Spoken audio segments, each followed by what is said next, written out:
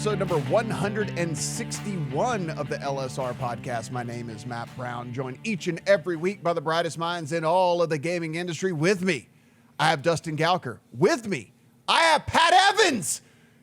Get out of here, Adam Candy. We don't need you this week. And of course, I am Matt Brown. You should follow these guys on the Twitter machine. It's free. Just punch the button at Dustin Gowker. And Pat, where can they find you over on the Twitter machine? It's really simple. I was on super early. It's at Pat Evans. No way. Yeah. No way. Matt Brown is so As a jealous. Matt Brown, that is offensive to me that you got Pat Evans. Are you serious? Oh, man. My favorite part, though, is if I search Pat Evans on Google, like, it's mostly some older lady real estate agent. So I don't have a very good domain dominance there. I am so jealous, though. That is unbelievable. All right, we're going to talk Ontario. We're going to talk Maryland. We're going to talk Massachusetts. We're going to talk Oregon as well. But let's kick things off here, Pat, with some news that is pretty fun for us, because anytime we can get some new players going here in the States, we always are really excited about that. And we do have some new players as of today.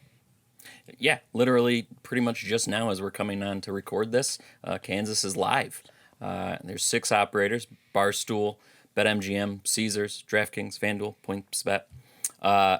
And yeah, it's all a go. That was a very quick path from the governor's signature back in May to launch now. But that's, credit to the regulators, the Kansas Racing and Gaming Commission that works closely with the Kansas Lottery, which actually owns the casinos that are the partners. So I think everything was kind of really easy to streamline over there. And they're ready to roll right in time for the NFL season.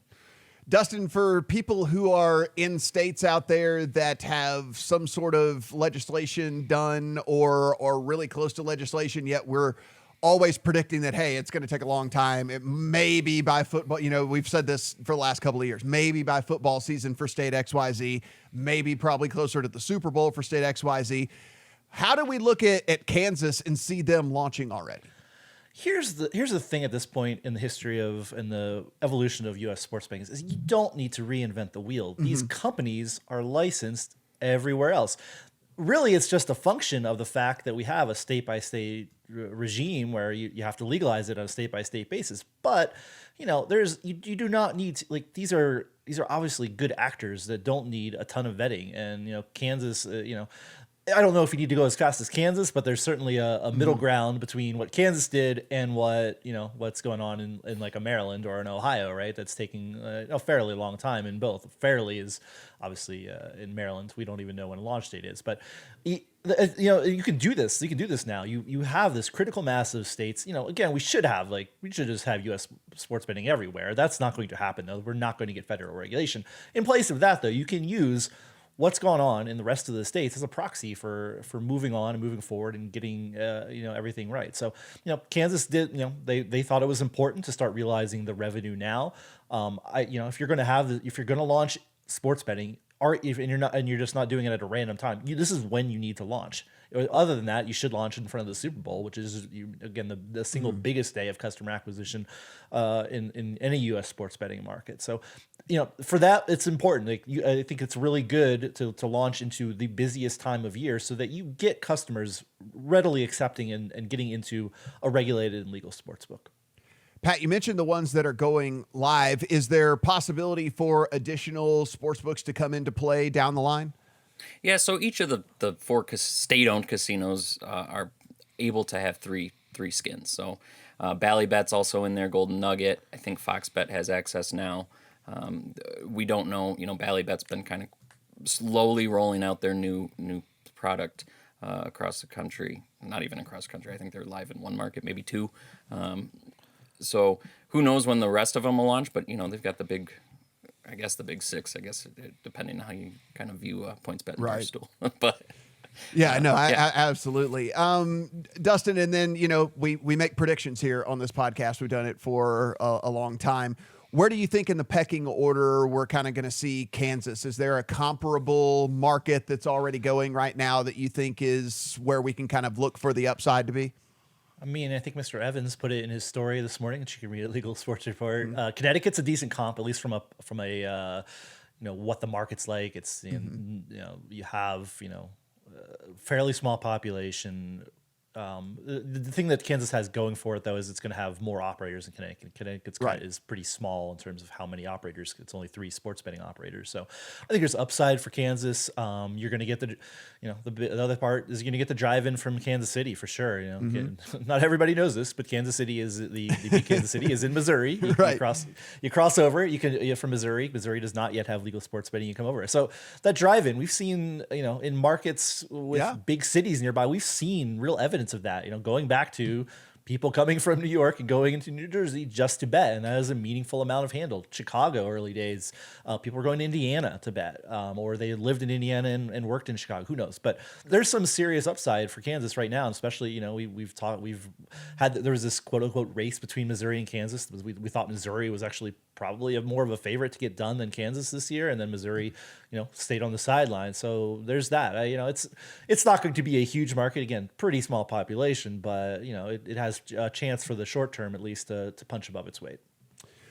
We have been waiting, and we have been waiting anxiously for the numbers to come out in Ontario. Listen, we love numbers here on the pod, and certainly for markets that are fairly recently open, because we want to kind of see, hey, how did they come out of the gate? How have they progressed since they've been going on here? So we finally got some numbers, Dustin, out of Ontario, and after you've taken a look at them, what do you think?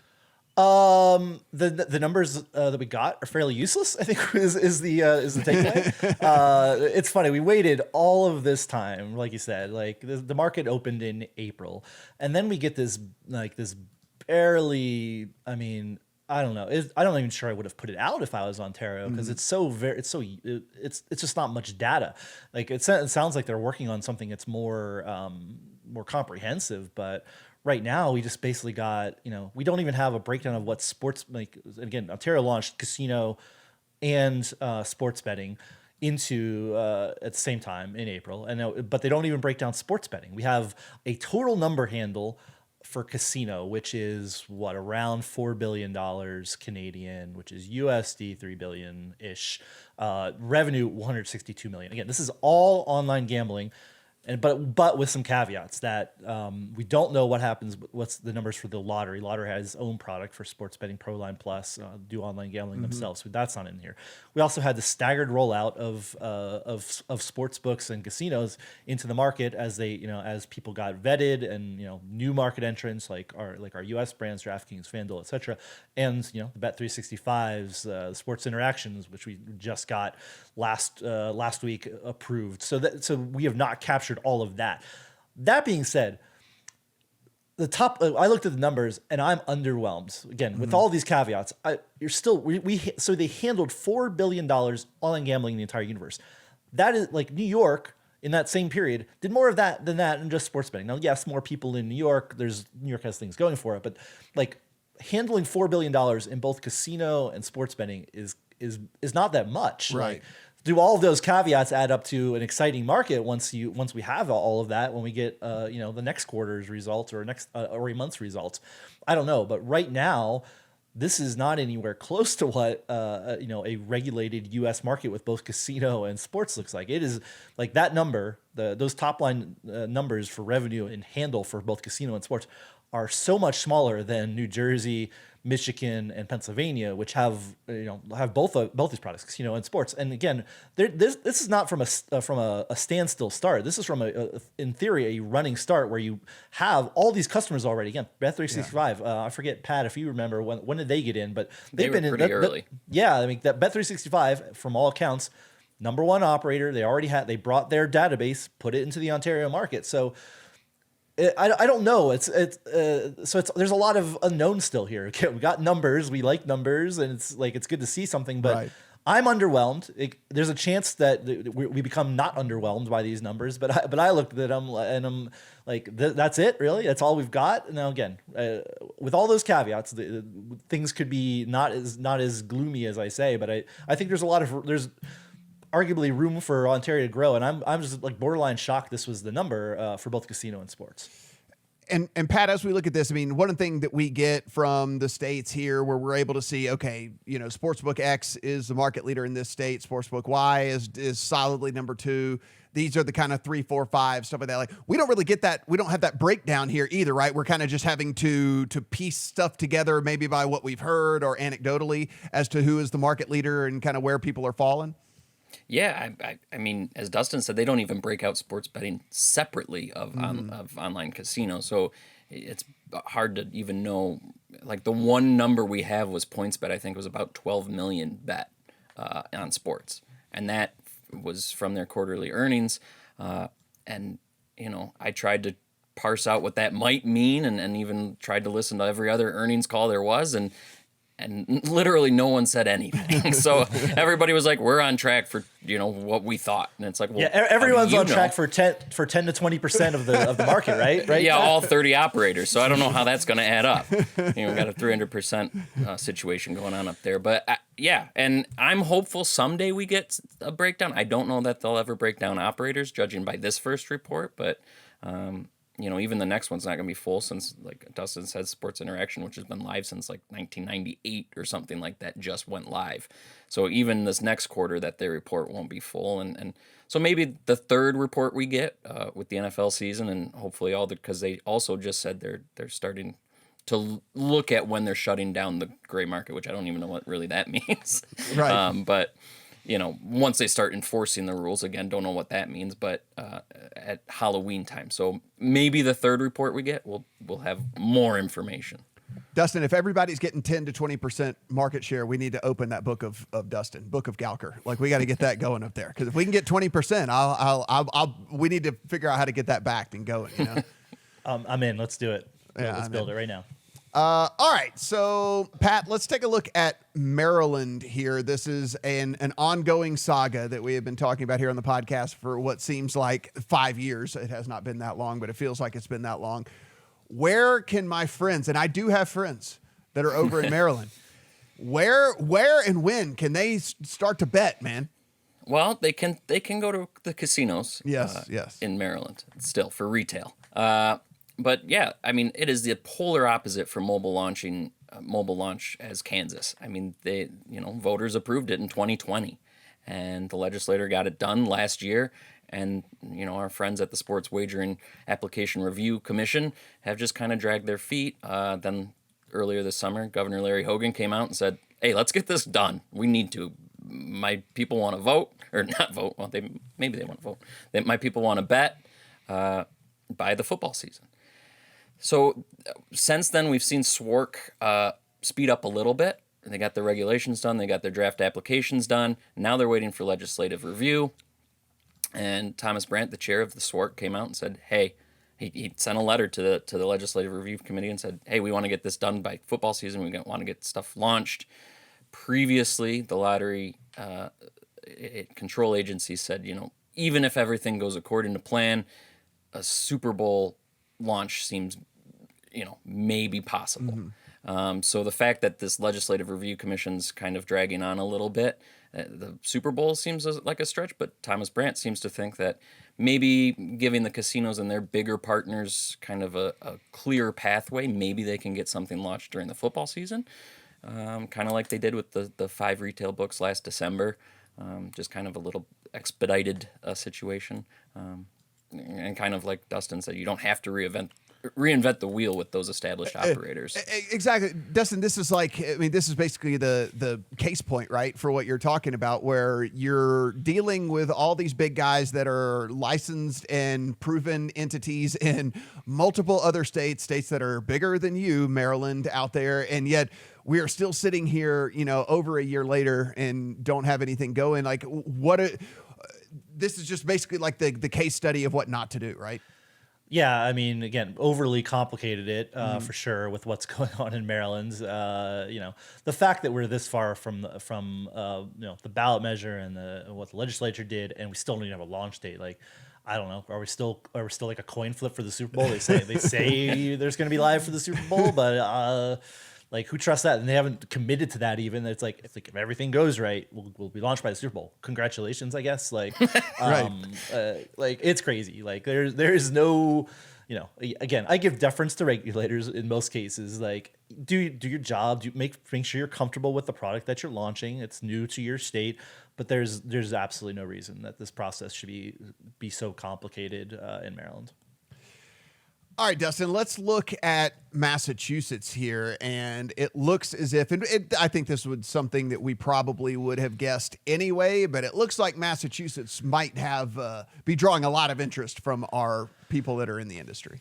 Yeah, we weren't exactly sure like how many people were going to apply or wanted to be in the Massachusetts sports betting. There's a possibility of 15 online licenses in the state, and we'll have a story up in a bit here at LSR about. There's now 42 entities that have submitted a notice of intent. So this might kind of complicate things, I think. The fact that there are this many entities that are, this is going to be a competitive bidding process to see who gets in. Some of these 15 online licenses come from competitive bidding. So you're going to that's a lot of licenses to go through and bids to consider. That makes, this is going to make it pretty difficult.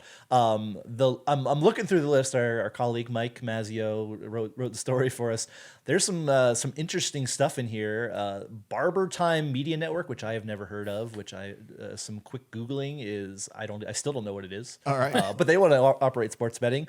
You've got the Flandreau Santee Sioux Tribe of South Dakota. Wants to do some Massachusetts sports betting. Who knew? Like there's some other interesting things in here. Some other things that are not endemic to, not part of really the state as it is, or who knows? We'll see. But you have a chance to get in here. It's not all locked up on casino skin, so you can get in if you and just by saying, here, I want to be a part of this market, and offering something that's attractive to the Commonwealth of Massachusetts. So we'll see. Another one where we're still waiting on a launch date. We are hopeful we'll know a launch date here, perhaps this month. It sounds like that's a possibility, but I'd say the sheer number of these operators is probably going to make this a little more complicated than we thought. The fact that we basically have 3 times as many operators and people who want to be a part of this as we do open licenses, it's going to be interesting. Pat, I'm kicking this story to you because I want an unbiased reporting of this. I don't want people jumping through the screen with joy, and I don't want somebody on the podcast, this guy over here, whatever, getting a little too excited. Oregon, as we know, has currently. I mean, listen, we at least have sports betting. We at least have online sports betting. So there is that. However, not a lot of options, is a monopoly right now, but there are some pretty powerful people within the state that are trying to make a compelling case that it would be much better if there were more options. Yeah. So last week there was a an informative legislative meeting where this committee was just trying to gather more information about their sports betting ecosystem. And, DraftKings did this whole presentation about their monopoly situation and how much money they've made or maybe haven't made. And then, so then sports. Is it Sports Oregon or Sport Oregon, Dustin? I can't remember. I think Singular is a group, yes. Sport Oregon, which is an economic group made up of sports entities in Oregon, including the MLS team, the Portland Trail Blazers, Nike, Adidas. So heavy movers who know a thing or two about money. And they came out and they said, this just doesn't make sense for us to have a monopoly on sports betting. This is how much money they commissioned a study to say this is how much more money the sports books can make, and then by that, how much more money the state can make from the sports books. So they basically made their case to say we need an open competitive market. It'll be better for everybody, whether it's the sports teams, whether it's the state, whether it's the sports books. I don't know if DraftKings will like it or not. But we'll see. So then from here, I don't really know where it goes. Dustin might, being a local. I guess it's up to the legislators to see if they want to do more. Let's go, Phil Knight. Get this done for me tomorrow. Just kidding. I mean, whatever. It's fine. It's I love that I have DraftKings at least, but obviously, I'd love to have the experience of some other people and have Right. more apps. This is the best thing for consumers. There's been whispers that there's going to be a legislative effort next year for sure to open up the market. I don't think the DraftKings has been a failure. It's certainly better than the old thing that we have, which was Oregon Scoreboard, the SB Tech product that DraftKings acquired. SB Tech inherited that product. It was garbage. I hated it. Right. They moved on to DraftKings. That has been good. Certainly, but you'd argue this is not still the best thing for consumers or even for the state of Oregon. You have a good functioning product. It's just you only have that product. Like that's at least, that is at least a step in the right direction, as you mentioned, because you were talking about the app didn't even basically work before. But like you would much rather have the choice of 4, 5, 6 different places to bet. Yeah, absolutely. And, that's, this is kind of just more of this evidence of, of major players in the space of the sports industry getting involved. Like, this is, a step removed, but this is a group that, I'm pretty sure if Nike's aware that this is going on, right? Somebody at Nike headquarters knows that Sport Oregon is doing this, headquartered in Eugene. Trailblazers are involved. So we've seen more, California, we have Major League Baseball getting involved with that. We've seen really pushing for the open competitive market of online sports betting. That's certainly a good thing. As much as I like to call out the hypocrisy of the leagues, they are now being a force for change, and the teams that are associated with them, and doing it in the best way that should be for the future of U.S. online sports betting. Dustin, let's close things out here with a name that we continue to toss around, and I'm sure people listening to the podcast are like, okay, well, that's cool and all that you keep talking about these people. When are they actually going to do something? But I think that this is, listen, this starts to explain maybe what their approach is to all of this and how they plan on going about it. It is Fanatics that we're talking about. We know massive database, been, collecting email addresses and all the different, all the things like that of actual people who have spent money on sports products. Now, does that mean that they're going to be sports gamblers? That's a completely different story, but we know there's got to be at least some crossover from somebody who's willing to buy a jersey or an autographed piece of memorabilia to being interested enough to probably bet on their favorite team or favorite player. So we think that there is a path to success for them for sure, yet they haven't really made a move quite yet. Their CEO went on Colin Cowherd's podcast and at least kind of laid out why that is. Yeah, there's been a lot of virtual ink spilled and written about old Fanatics for not even having a sports book, and we're still sitting here waiting to see exactly what we have. We had a story last week too.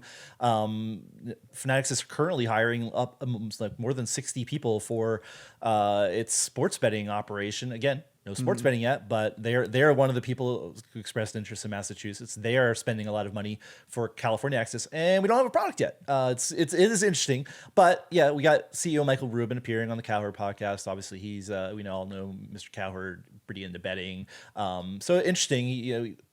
Rubin is basically preaching patience, that sports betting is not over, that there's plenty of room for them to come in and get a meaningful market share. Is that true? That's just, who knows, but that's the story they're telling and that they believe. Again, you have Matt King of FanDuel also involved in their betting operation. So, like you said, Fanatics thinks that database. They also, Rubin also talked about the fact that they see the app, like the app of the future is not just a betting app or just a sports app or just a sports viewing app, that all of that somehow gets mushed together and just one experience. That's also great to say.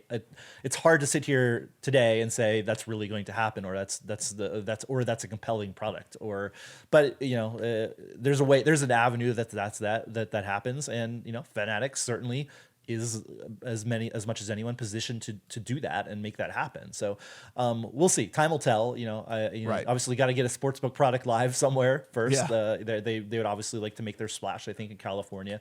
Again, spending heavily on the effort for the proposition there to get that passed in November. But we'll see. It's there's a lot still to be done. I think they're right that we don't talk a lot about other entities that don't even have a license yet in the United States. We do talk a lot about Fanatics, but that's because I think they're a needle mover. I think they have this opportunity to get into the U.S. market and gain meaningful market share. They also have a chance to crash and burn, but sure, there's a lot of outcomes in between there as well. And Pat Rubin, he said we're just starting. The quote, Fanatics is in the first quarter of the game. I think we have so much potential and room for improvement. We know that they brought in some big players, Matt King, formerly of FanDuel over there, Ari Barada's former of Action Networks. I mean, they've got in some guys that have been, within the space, and certainly some major players within the space. I guess one of the things we have talked about previously here, and this is you taking off your reporter hat and more just kind of like, editorializing here and giving your opinion, which is just,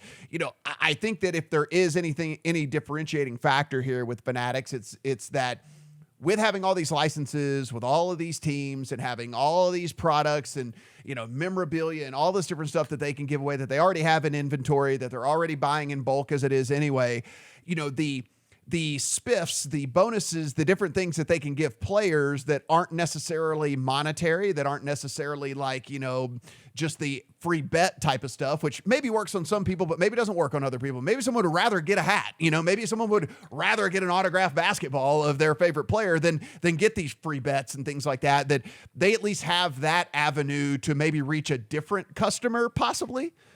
Yeah, I could see it hitting a less serious sports fan, somebody who doesn't watch a ton of sports, or somebody who is casually a Detroit Tigers fan and just has bought a hat and said, oh, maybe I'll bet $5 on the future. What does that do for a market share? Who knows? Right. But, I will say I'm jealous, envious of Michael Rubin's confidence. Because, he's saying this could help make them the number one technology company in the world. Right. Wow. Let's slow your roll, guy. I don't know. The other thing is, we're talking about how we talk a lot about them for not having a sports book yet. We do the same with ESPN, right? Mm-hmm. I would love to see them launch at the exact same time and see which one, does better. And if either of them secure market share, because, we've seen a few operators come out with similar ideas of, integrating different parts of the business and not do super well. I won't name names, but absolutely. I mean, Dustin, I think that's a good point here, right? We're recording this on September the 1st, 2022.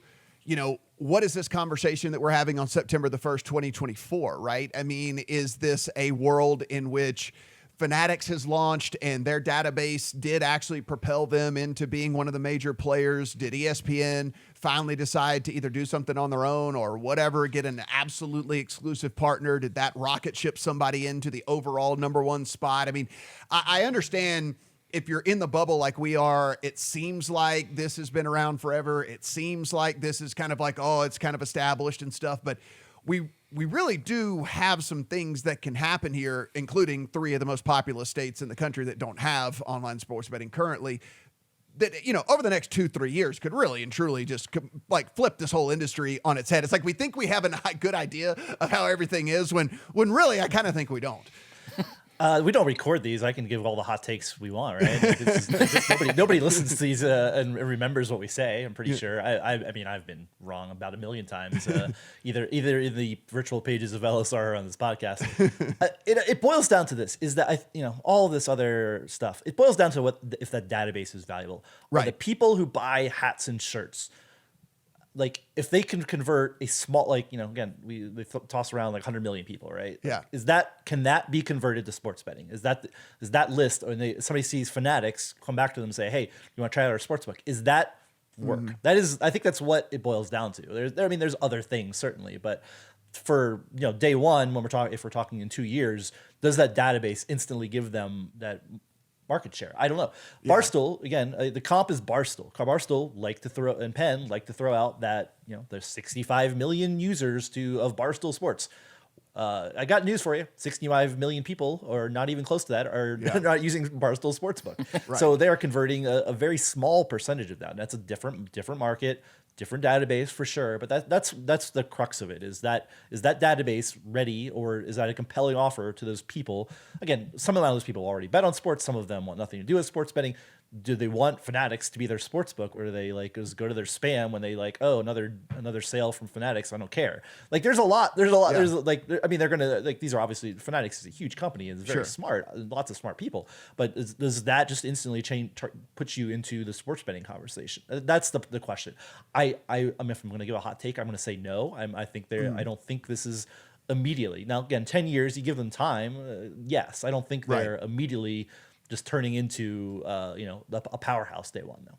Yeah, I guess I just look back. You were an online poker player back in the day. I was an online poker player back in the day, and I just remember being on Ultimate Bet or Paradise Poker, and it'd be like, hey, you've folded 10 hands in a row. You must be bored. You want to play blackjack? And like they would just pop up the little blackjack thing in the upper right hand corner or whatever, and it's like I'm like, you know what? I am kind of bored, and like playing like 10 hands of blackjack, like.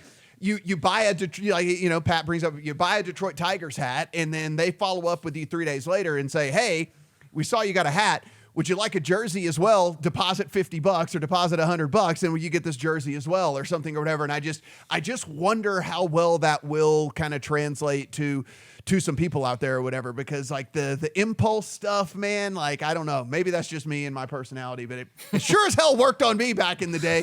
They got a lot of my blackjack. They got a lot of my poker money back in blackjack back in the day. So, I don't know, maybe it works, maybe it doesn't.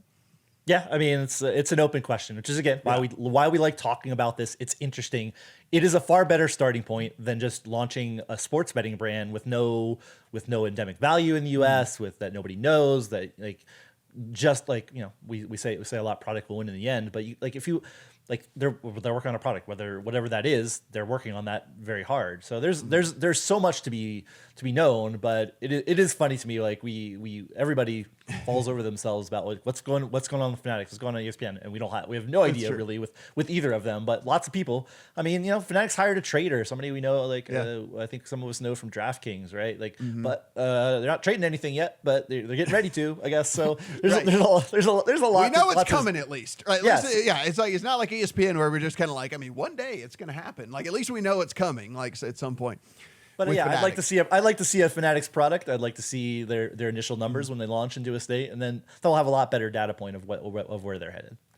Guys, as always, everything we talk about here on the pod, you can find over at LegalSportsReport.com. Go over there, take in all the great words that Pat and all of his colleagues are writing over there. If you want to follow them on the Twitter machine, and you should, it's absolutely free. I have so much envy over both of these guys. You can just follow Dustin at Dustin Gowker. You can follow Pat just at Pat Evans, because they don't have to put stupid stuff at the end of theirs like I do. And if you hate yourself, you can follow me at Matt Brown 2. At Matt Brown M2 over on the Twitter machine. See, it's so stupid. I don't even know what my Twitter handle is with all of this stuff. But guys, for Pat, for Dustin, I'm Matt. Talk to you guys next week.